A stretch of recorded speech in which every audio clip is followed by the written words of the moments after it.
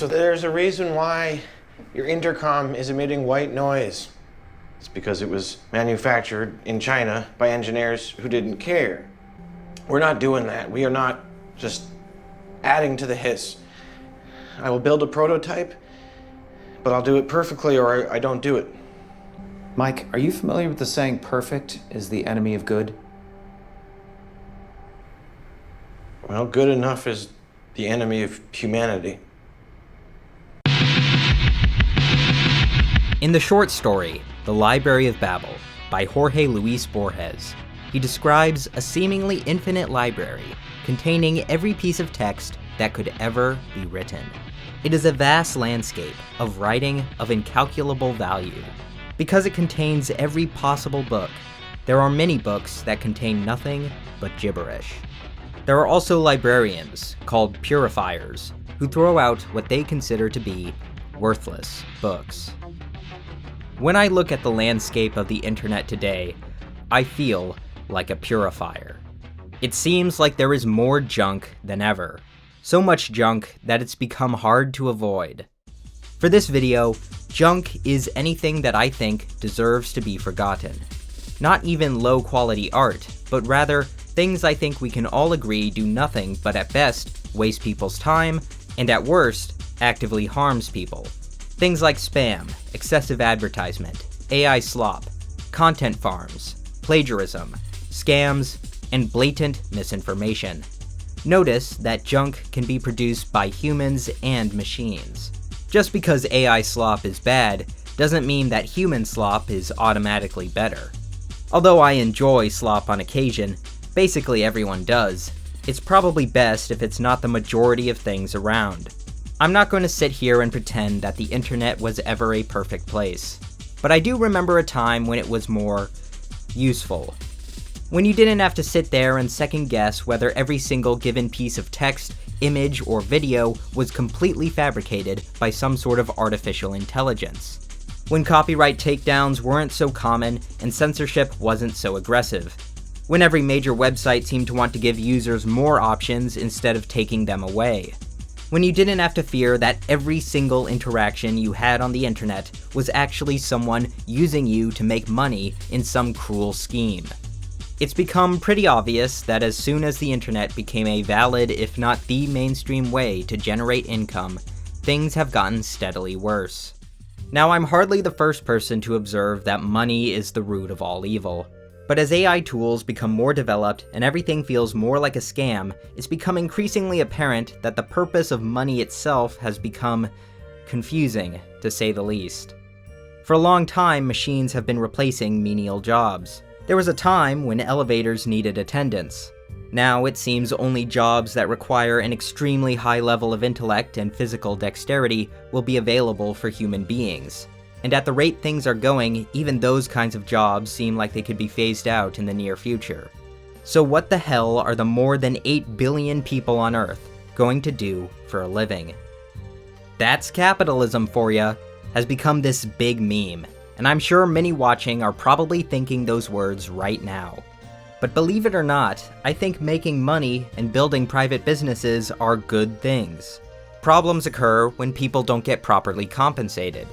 There was a time, maybe in the distant past, where money used to translate to something of value in physical reality. Now that doesn't seem to be the case so much.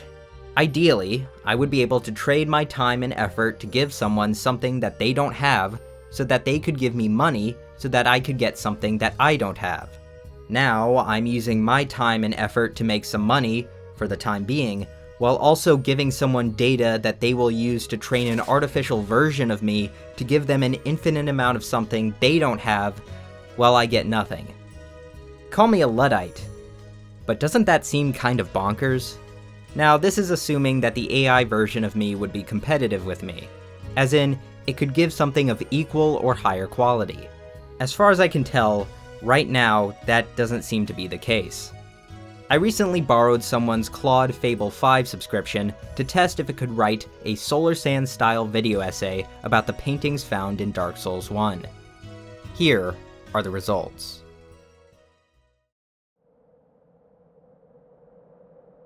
Every painting is a wall.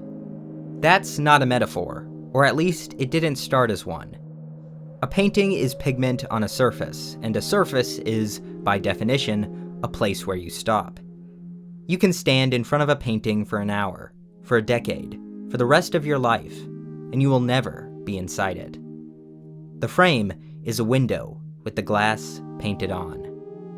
We have spent roughly 600 years perfecting the illusion of depth, perspective, atmosphere, the vanishing point, an entire mathematics of pretending there's somewhere to go.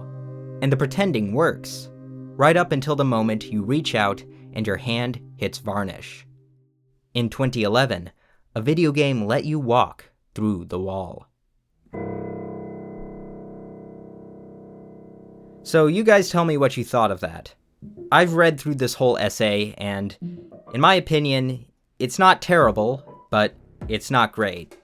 There are some minor factual errors, it is extremely pretentious, even for me, but mainly it lacks personality or personal examples. It's obvious why this is. Claude hasn't played the game. If it had, it wouldn't mostly talk about the painted world of Ariamis. It would also talk more about the paintings in the royal bedrooms of Anne Orlando, and how they reference other areas in the game and even real-life paintings. This essay wouldn't have been written like someone who is trying their best using information they only gathered from the internet. I guess I could do more prompt engineering and whatnot to improve the script, but that feels like arranging pieces of someone's face to make a new portrait instead of just painting them from scratch. Either I use a lot of effort to get a great result, or I use a little effort to get a good result. I'm not going to put in a decent amount of effort to get an okay result. Even with these mediocre results, I still get suggestions from people who are close to me on how to increase my video output by using AI in my workflow, so that I may compete with this new landscape. I don't know what they're imagining I'm doing when I'm producing a video, but this is typically how I make them. I learn and research during my experience in the real world. I use that experience to write a new script, which is the backbone of a video. I use that video to generate an income to extend the time I can exist and function in the real world. And the cycle repeats. If I used AI, I use AI to write a script, which is the backbone of a video. I use that video to generate an income to extend the time I can exist and function in the real world. And then what? I guess the cycle repeats. I use an AI to write a script for another video to generate more income. Gee, I guess the meaning of life this entire time was to play Cookie Clicker. I mean, what is all this for? That's what this all comes down to. Am I making art to thrive, or am I making art to survive? Well, just use AI as a template or a tool, they say. It does not take long for me to write an outline for a video. Most times, I don't even use a template. I just write. I guess I could use AI to do repetitive tasks like cutting out bad takes or rotoscoping, but those things are such a small part of my workflow. We know what channels look like when they predominantly use AI. They are called content farms, and they are terrible. If being a YouTuber means being a content farm, then I don't want to be a YouTuber. I don't want to compete with trash.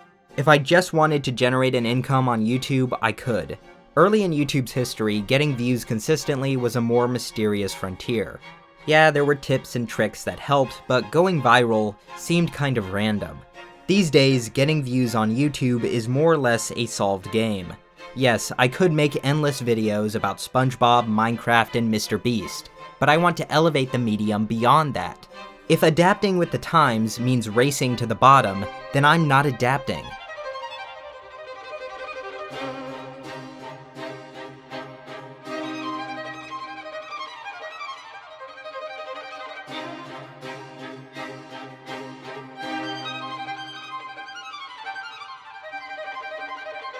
I'm confident current AI cannot compete with me on quality. But what if it eventually does? To the point where it has personality and sounds like it cares about the subject. I assume if it gets to that point, it will be capable of a lot more than making YouTube videos. If or when this happens, what do I do? If there is a perfect AI version of me running around somewhere, how is that not the death, or at least the obsolescence, of me? Will I have to write everything in physical notebooks tucked away for the world to never see in order to avoid this? How am I supposed to make a living if anything I am able to do can be perfectly replicated? At this point, money doesn't seem to make sense anymore. Living doesn't seem to make sense anymore. I have been told that our aggressive pursuit of a better and better artificial intelligence may result in a superintelligence in the near future, and that this superintelligence has a high likelihood of exterminating us. So, if I lose the will to live, I won't get a choice in that matter either. If the 21st century has taught me anything, the stupidest outcome is the most likely. And I think the stupidest outcome is that humanity no longer values human thought. It's a grim reality that audiences value less frequent, high-quality art and abundant, low-quality art at the same level. Imagining an entire generation of people who grew up with AI content alongside human-made content and not being able to tell the difference, or worse, preferring the AI content is, to be honest, enraging. It kind of makes me hate the audience that things have gotten this bad already. Yet, like a leader elevates the group, it occurs to me that artists who lead have a duty to make things that elevate the culture, even if the audience won't appreciate it fully. Here's some good news. We're lucky. We're lucky that we were born in maybe the last generation, where it seems humans are still able to do certain things better than machines. Maybe it's ego or that competitive spirit, but until the time comes when I am replaced, I am still going to make the best art I can. The right way. Robert De Niro's character in the movie Brazil, Harry Tuttle, is a repairman who is treated like a terrorist because he's good at his job. Because within the completely dysfunctional, stupid, dystopian world in which he resides, he must maneuver in secret to actually fix anything. In a world full of scams, gambling, AI slop, YouTubers taking sponsorships you wouldn't believe, corruption, cheating, general immorality, and shortcuts, the most rebellious thing you can do is to do something the right way. The measure twice, cut once way. The do your homework way. The double and triple check way. The long way. The way where money isn't your only concern. The I care about this subject and I am going to give it my best shot way. If you're not confident about writing something in your own words, you can just acquire permission or pay for the rights to something someone else wrote and add visuals or whatever else to it, and as long as you're giving proper credit. This is what I did for one video. There are thousands of writers out there who would love to see their work presented to a bigger audience. To resort to theft, or using an AI model to spit out some awful junk. I mean, forget moral appeals. That's just a bad strategy. This video will hardly quell the eternal struggle between the haves and the have-nots. But I want to point out we live in a world with more options than there has ever been. There is always a right path out. Believe me, there's a sick part of this world that will punish you for doing something the right way. And there's a part of this sick world that will reward you for being a parasite. But if there's any justice in this world, it won't reward you forever. And when you've eaten everything, it will be you who is swallowed whole. The internet is for more than making money. It can also be a place of great joy, great usefulness, and great value in itself. It's the largest gathering of free human knowledge that has ever been. I no longer even consider YouTube just a company. It's a utility, a library. The generations after us will see what their ancestors did with this great tool. Act accordingly. Perhaps the long process of history will allow the high-quality content to rise to the top in people's minds and hearts. But if that great book is buried in the nonsense books, who, I must ask, will have the time to find it? We must be curators of quality. To sit back and let scammers, grifters, and AI do its thing is to let things fall apart. To adapt with the times is to give into entropy. We cannot allow that to happen. When purifiers condemn whole walls of worthless books in the Library of Babel, there is a sense they are doing something wrong. I sometimes wonder if, when I dismiss something as worthless, no matter the quality, if I am guilty of that same sin. But I see 3 major rebuttals to this thought. 1. We do not have infinite space. 2. The Library of Babel is of unknown origin and purpose. Humans are the agents that create the text in this world. The reality is that we brought it into this world and we can take it out. We already destroy text we consider worthless on a daily basis. And for as much junk we make, that junk still leans towards certain themes. It is rare to find true nonsense and gibberish. And 3. If the Library of Babel did indeed exist, it would be as good as if it did not exist. For if there is no way to separate truth from fiction, meaning from meaninglessness, and everything regardless of quality is put on the same pedestal, the entire library is actually worthless. I would burn down the entire library to get rid of the junk, so that we may start again, cast off this childish delusion there is some shortcut to utopia out there, and bring meaning back into the world. Some of the oldest ice ever studied comes from Antarctica. People just sleep directly on hay or straw, maybe a poor drove an electric current through the mixture.